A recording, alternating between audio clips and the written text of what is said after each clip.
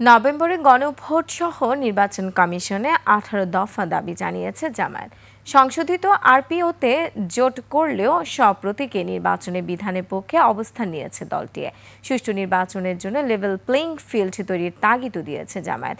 ইসলামী ব্যাংকের সাথে কোনো সম্পর্ক নেই বলেও জানান তিনি। মানিক শিকদারের রিপোর্ট।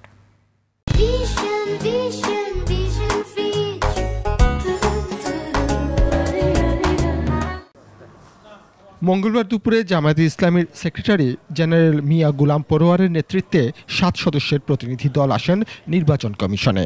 সিসি সহ কমিশনারের সাথে চলে ঘণ্টাব্যাপী বৈঠক।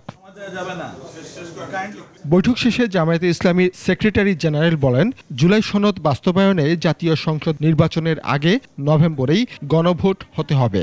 বিদ্যমান রাষ্ট্র কাঠামোকে পরিবর্তন করে যে সংস্কারগুলোর ব্যাপারে আমরা ঐক্যমত হয়েছি, জাতিকে তো সেটা জানতে হবে, জানার পরেই না তারা হা না ভোট দেবে।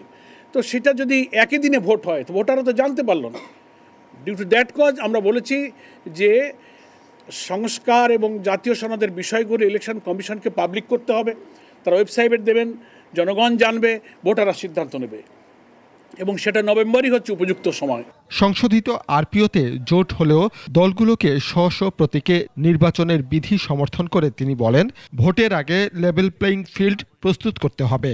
জোটবদ্ধ প্রত্যেক দলের স্ব দলের নির্ধারিত প্রতীকে তাদের ভোট করতে হবে, তার প্রতীক বাদ দিয়ে অন্য কোনো দলের প্রতীকে ভোট করা যাবে না। সংশোধিত যে বিধান আছে সেই বিধানের ভিত্তিতে নির্বাচন হতে হবে।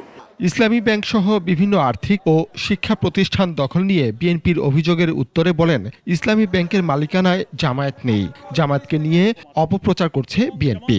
যে প্রতিষ্ঠানগুলোর কথা ওনারা বলেছেন এর কোনো একটার মালিকানার সাথে জামায়াত ইসলামীর কোনো সম্পর্ক নাই।